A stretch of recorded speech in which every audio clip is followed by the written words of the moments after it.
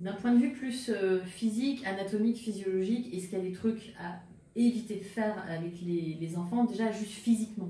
Ouais. Alors moi, il y a deux choses. Déjà, on s'en est un petit peu parlé, mais c'est, tu sais, sur la courbe de bien respecter, en fait, où il en est, à quel âge il est, et est-ce que tu peux, du coup, lui demander ça? Parce que, en fait, l'enfant, il est souvent dans une logique de performance. Le yoga pour enfants, pour moi, il ne doit pas venir travailler la performance, il doit venir travailler, au contraire, la confiance en soi. Donc, ça veut dire que si tu lui demandes, par exemple, de faire des postures d'équilibre, et qu'il n'a pas la capacité de le faire, parce qu'il est pas encore, tu vois, vraiment bien sur ses ancrages, bah, tu le mets en difficulté. Et du coup, il y a ce truc-là de se dire, bah non, adapte. Évidemment, l'enfant, l'adolescent, il veut du challenge. Donc, mets-lui de l'inversion, de l'équilibre, des choses à plusieurs, évidemment. Il est petit, pense à ça. Pense au fait que, en fait, l'arbre, comme j'aime à dire, en fait, un arbre avec les deux pieds au sol, ça reste un arbre. Mais ça s'apprend. Tu fais ça. C'est pour ça aussi qu'on fait une formation yoga Bien enfant. sûr. C'est que moi, il y a des choses que j'ai découvertes en formation yoga enfant. Oui. Par exemple, l'équilibre. Je ne m'étais pas dit, tiens, enfin, moi j'ai fait de la gym quand j'étais petite. Bien sûr. Et effectivement, il y a eu ce passage, physiquement, hein, j'entends, entre avant le CP, on va dire. Ouais. Et puis, je crois que j'avais. Et puis le CE1, quoi. Et là, c'est comme si j'avais un deuxième corps. C'est-à-dire que c'est vraiment en CE1 que là, j'ai compris que marcher sur une poutre, enfin, tu vois bien en judo, notamment, les gamins jusqu'à CP, ils font des roulades avant, ils font pas du judo, quoi. Tu vois, ils font pas des transferts de poids, ils font pas... Mais d'ailleurs, pour être plus précise, d'ailleurs, c'est le cas pour le yoga, mais c'est le cas pour tous les sports, d'activité en tout cas qui engagent le corps, c'est avant 7 ans, c'est de l'éveil.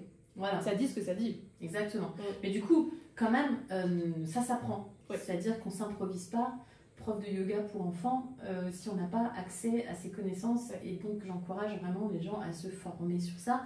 Je pense aussi à un truc tout bête, mais quand on est, il y a papa, maman, puis au milieu il y a le petit garçon ou la petite fille, puis on lui tient la main, puis on le balance à droite à gauche, ou tu sais, on lui fait... Voilà, donc ça je sais que c'est à éviter, ces petites choses comme ça qu'on apprend. Bah, tous les cabinets d'ostéo pour les enfants sont remplis d'enfants luxés, quoi, enfin, clairement. Oh, peut-être ça m'aurait permis d'ouvrir un petit peu plus mes épaules. Non, je pense pas. Non, je pense que c'était plutôt une chance. C'est comme la mode où tu avais les hula hoop avant, tu sais, enfin, je sais pas, tu sais, ces trucs qui tu foutais des gamins et tout. Et tout le monde, tous les parents ont mis ça en disant ah, c'est incroyable, ils s'éclatent et tout. Et après, on a vu qu'au niveau des hanches, c'était absolument catastrophique. D'accord. Et en fait, c'est pour ça que vraiment, la marche, l'étape moteur numéro 1, en fait, chez l'enfant, vraiment de caler ça, c'est déjà, s'il est bien sur ses deux pieds, c'est ça qui compte en fait.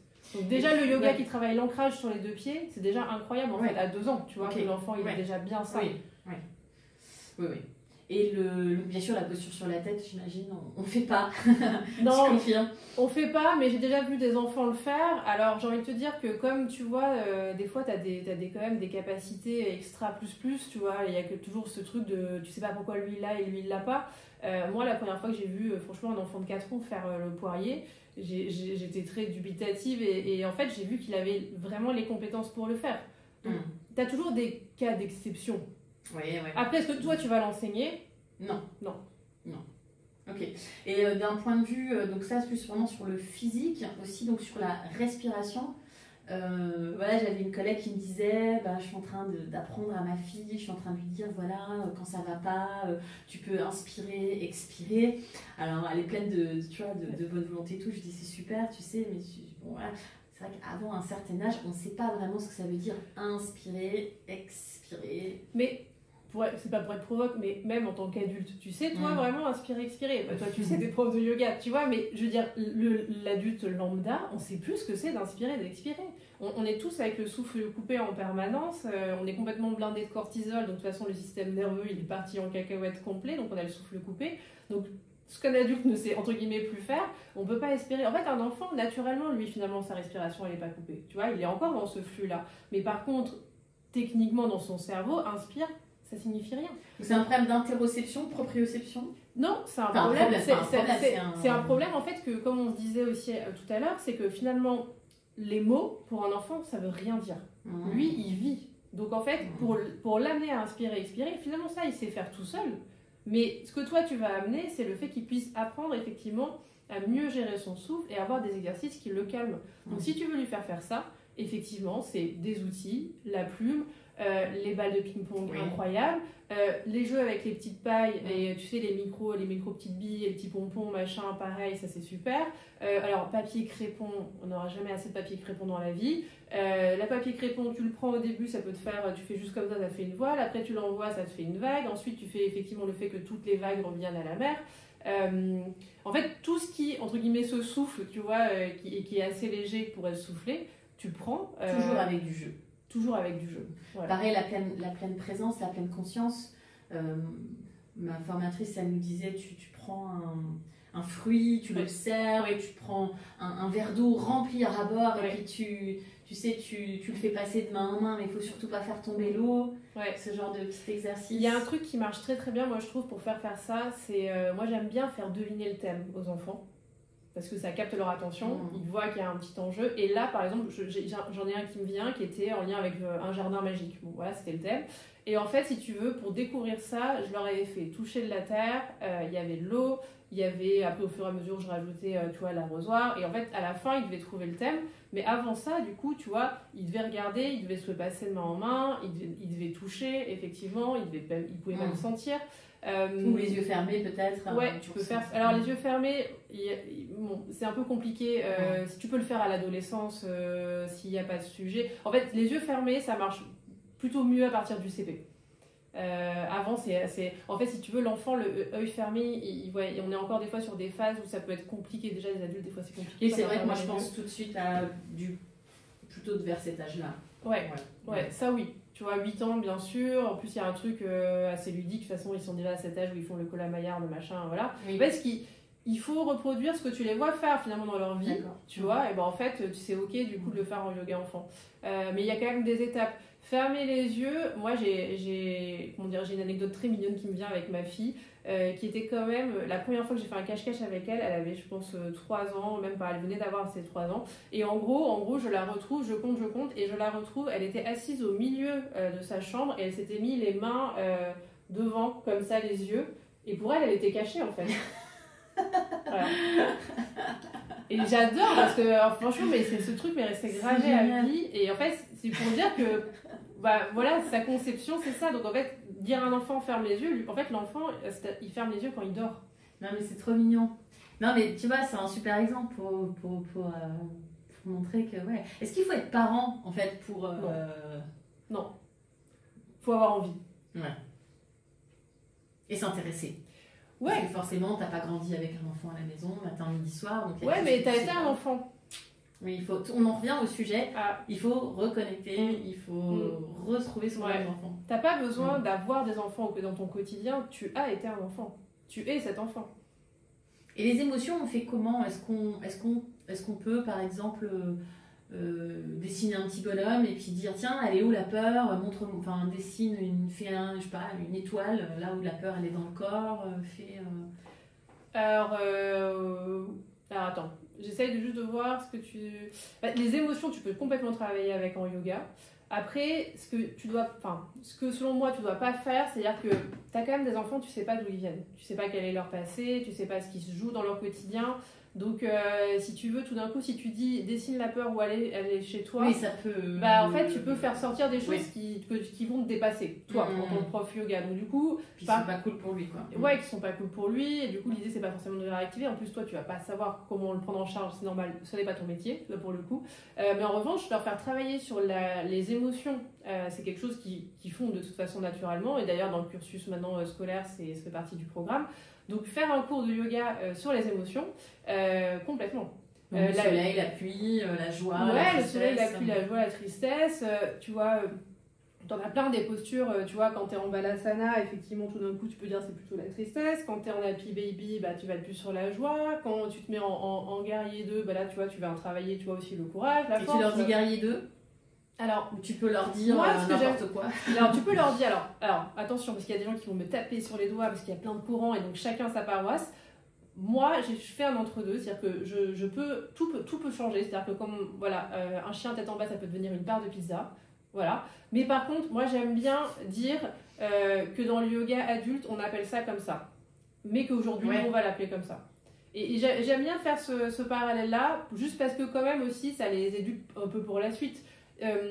Si par exemple toi en tant qu'enseignante t'es à l'aise avec les mots en sanskrit, Pourquoi pas le dire. D'ailleurs, en langue sanskrit, cette posture, la grenouille, c'est Malasana. Ça peut être un petit jeu aussi de rajouter des asanas à la fin, de grenouille asana. Ouais. Ok. Et donc la relaxation, on fait comment? Gros débat, gros sujet. La concentration, la méditation, la relaxation. Moi, j'aime bien dire que je suis flemmarde. Non pas que je le sois définitivement sur tout, mais en fait, quand tu as construit un cours de yoga enfant, ça t'a quand même demandé effectivement de réfléchir un petit peu. Alors après, évidemment, plus le temps fait, plus le temps est très court. Mais c'est-à-dire que quand même, pour tout construire, t'arrives à la fin, quoi. C'est la relaxation. Et tu vas encore te faire des débauches d'énergie, réfléchir, ah oui, c'est vrai, alors attends, là, je pourrais mettre un thème sur la visualisation d'une vague, et ça serait une vague qui partirait à la rencontre d'une baleine, la baleine qui lui dirait... Enfin, c'est tout à fait possible. Et en fait, si tu le fais, parfait. Mais en fait, un temps de relaxation, ce qui est super, c'est que potentiellement, t'as rien besoin de faire. Il te suffit de rappeler à l'enfant ce qu'il vient de vivre. Vous vous souvenez les enfants, aujourd'hui, on est parti de cet endroit, c'est incroyable. Et vous vous souvenez quand on a vu après les chameaux qui étaient dans le désert, c'était en Égypte, et qu'ensuite on a pu traverser la rive, c'était incroyable. On a été des tout petits bateaux, puis on s'est mis ensemble, on est devenu un gros bateau, on a pu traverser. Et donc moi, en fait, souvent, ma relaxation, c'est leur rappeler tout ce qu'ils ont vécu. Et là, j'aime bien, c'est ma minute où j'aime bien leur introduire parfois des thèmes, des valeurs, effectivement, lui dire que voilà, on a pu trouver, par exemple, si c'est à la fin ce thème Égypte, on était dans le sarcophage, on avait trouvé les trésors, et de dire qu'en fait les trésors intérieurs, ils étaient tous à l'intérieur de nous, et que finalement c'est ça aussi, c'est quand on sent qu'on a de l'amour pour soi, quand on sent qu'on a de l'amour pour l'autre, quand on sent qu'on offre un sourire à quelqu'un, quand on s'offre un sourire à soi, c'est aussi ça les trésors qu'on développe au quotidien. Donc tu vois, je peux, dans cette relaxation-là, généralement, moi je leur rappelle tout ce qu'ils ont vécu, et puis je peux venir mettre effectivement, tu vois, une petite touche de confiance en soi, de respect, d'écoute, d'amour de soi, d'amour de l'autre. Ça dure combien de temps pour un enfant? 2-3 minutes? Ouais, c'est bien. Alors, c'est normal si un enfant ne fait pas un shavasana? Oui, assis c'est ok. Et c'est surtout très normal si l'enfant ne ferme pas les yeux. Il y en a qui le font, parce que normalement quand même, c'est un peu Pavlov, hein, chez eux, normalement, position allongée égale je sais que je ferme les yeux. Mais s'il y en a qui gardent les yeux ouverts, je veux dire, c'est comme pour les adultes, il y en a toujours un ou deux qui gardent les yeux ouverts, bon, c'est ok. Super. Ok. Et bon, le home, on l'a dit, on peut peut-être les faire chanter, vibrer, on parle pas de home, mais peut-être ça peut être assez fun aussi. Oui. Je pense que c'est sympa aussi de commencer, ou parfois quand l'enfant est trop excité, que tu vas pas tout de suite passer de super excité cours de récré à super concentré et tout, des choses un peu de dénoutation, un peu défouloir en début de cours, ou je sais pas ce que t'en penses. De toute façon, ce qui est sûr, c'est que quand tu apprends en formation de yoga ton plan, faut se dire que potentiellement ta brique numéro 3, elle peut basculer en brique numéro 1, et que tout ça c'est possible. Mais par contre, quand même, normalement, s'ils ont le réflexe, s'ils ont l'ancrage, tu sais très bien qu'il va arriver, peut-être qu'il est excité, mais tout d'un coup, c'est comme le gong qui sonne, et il a un truc Pavlov aussi. Ok, ça c'est du yoga. Yoga, normalement, effectivement, on se met en cercle, on se pose les règles, on se dit bonjour, et là, on va commencer quelque chose.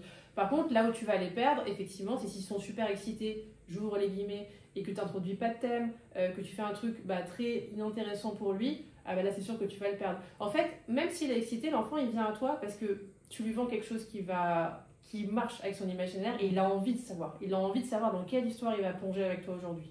C'est ok si un enfant rentre pas dans le jeu et se met à faire des coloriages, parce que bon, tu vois, il rentre pas dans le jeu, t'as ton mandala, t'as ton coloriage, tu lui proposes une alternative, un peu comme quelqu'un qui est blessé dans un cours de yoga, tu lui proposes de faire la posture de l'enfant à tout moment.